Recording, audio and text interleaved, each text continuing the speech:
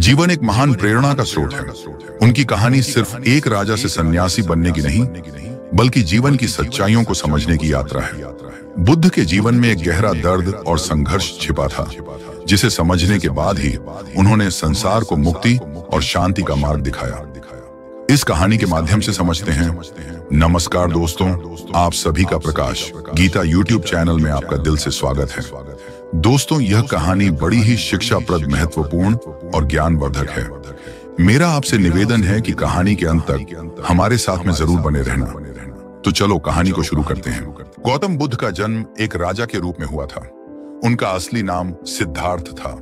उनके पिता राजा शुद्धोधन चाहते थे कि सिद्धार्थ बड़े होकर एक महान राजा बने, इसलिए उन्हें संसार के दुखों से दूर रखा गया। उनके महल में सभी सुख सुविधाएं मौजूद थीं। सुंदर बगीचे, स्वादिष्ट भोजन, संगीत, नृत्य, हर चीज थी जो एक व्यक्ति की इच्छाओं को पूरा कर सके। लेकिन सिद्धार्थ के दिल में एक अजीब सा खालीपन था। उनका जीवन भले ही महलों में बीत रहा था, लेकिन उनके मन में एक प्रश्न उठता रहता था, क्या जीवन का यही उद्देश्य है? क्या खुशी केवल भौतिक सुखों में ही है? एक दिन जब सिद्धार्थ 29 वर्ष के थे, उन्होंने महल से बाहर निकलने का निर्णय लिया। अपने सारथी चन्ना के साथ उन्होंने अपने राज्य की सड़कों का भ्रमण किया। यह यात्रा उनकी जिंदगी की दिशा को बदलने वाली थी। पहली बार सिद्धार्थ ने बुढ़ापा देखा। एक बूढ़ा व्यक्ति जिसकी त्वचा झुर्रीदार हो चुकी थी और जो मुश्किल से चल पा रहा था। यह दृश्य देखकर सिद्धार्थ स्तब्ध रह गए। उन्होंने चन्ना से पूछा, यह व्यक्ति कौन है? ये इस हालत में क्यों है? चन्ना ने उत्तर दिया, यह बुढ़ापा है राजकुमार। समय के साथ हर व्यक्ति बूढ़ा हो जाता है। इसके बाद सिद्धार्थ ने रोगी को देखा जो दर्द में तड़प रहा था। वह व्यक्ति बीमारी से ग्रसित था और बहुत कष्ट में था। यह देखकर सिद्धार्थ का हृदय कांप उठा। उन्होंने फिर चन्ना से पूछा, इस व्यक्ति को क्या हुआ है? चन्ना ने बताया, यह व्यक्ति बीमार है। हर कोई कभी न कभी बीमार होता है। आखिरकार उन्होंने मृत्यु देखी। एक शव को अंतिम संस्कार के लिए ले जाया जा रहा था। लोगों के चेहरे पर दुख और असहायता थी। सिद्धार्थ ने चन्ना से पूछा, क्या यह अंत है? चन्ना ने कहा, हाँ, हर जीव की यही नियति है। मृत्यु अवश्यंभावी है। सिद्धार्थ के मन में गहरा दर्द और कुंठा भर गई।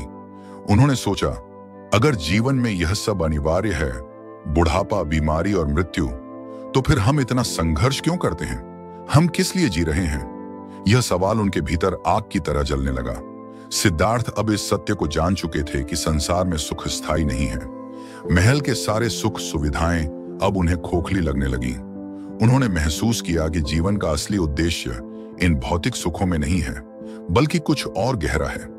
उन्होंने अपने परिवार, अपने राज्य और राजसी सुखों का त्याग करने का फैसला किया। रात के समय जब उनका छोटा बेटा राहुल सो रहा था और उनकी पत्नी यशोधरा गहरी नींद में थी, सिद्धार्थ ने चुपचाप महल छोड़ दिया। वह अब साधु बन गए थे, एक सन्यासी। उनका एकमात्र उद्देश्य था सच्चाई की खोज। सिद्धार्थ ने कई वर्षों तक कठिन तपस्या की। उन्होंने अनेकों गुरुओं से शिक्षा ली और विभिन्न मार्गों का अनुसरण किया। उन्होंने अपने शरीर को कड़ी तपस्या से कष्ट दिया, जिससे उनका शरीर कमजोर हो गया। उन्होंने सोचा कि आत्म साक्षात्कार के लिए शरीर को दर्द देना आवश्यक है, लेकिन यह मार्ग भी असफल साबित हुआ।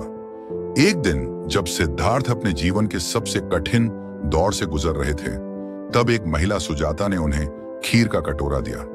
यह खीर का कटोरा उनके लिए एक जागृति का प्रतीक था। सिद्धार्थ ने महसूस किया कि आत्मज्ञान पाने के लिए केवल कठोर तपस्या ही पर्याप्त नहीं है।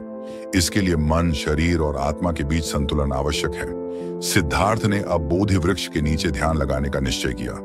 उन्होंने संकल्प लिया कि जब तक उन्हें ज्ञान प्राप्त नहीं होता, वे इस वृक्ष के नीचे से नहीं उठेंगे। कई दिनों तक उन्होंने ध्यान किया और अंततः एक रात को उन्हें निर्वाण प्राप्त हुआ। उन्होंने जान लिया कि जीवन के सारे दुखों का कारण तृष्णा, इच्छा है। जब तक व्यक्ति तृष्णा का त्याग नहीं करता, वह दुखों से मुक्त नहीं हो सकता। उसी क्षण से सिद्धार्थ गौतम बुद्ध बन गए।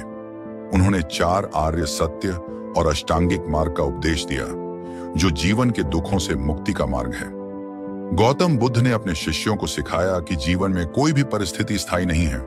सुख और दुख दोनों ही क्षणिक हैं। यदि व्यक्ति अपने मन को संतुलित रखे और तृष्णा से मुक्त हो जाए, तो वह किसी भी परिस्थिति में शांत और स्थिर रह सकता है। बुद्ध की यह शिक्षा विशेष रूप से उन लोगों के लिए प्रेरणादायक है जो जीवन में गहरे दुखों से गुजर रहे होते हैं। उन्होंने यह सिखाया कि दुख जीवन का हिस्सा है, लेकिन इसका अर्थ यह नहीं है कि जीवन में सुख या शांति असंभव है।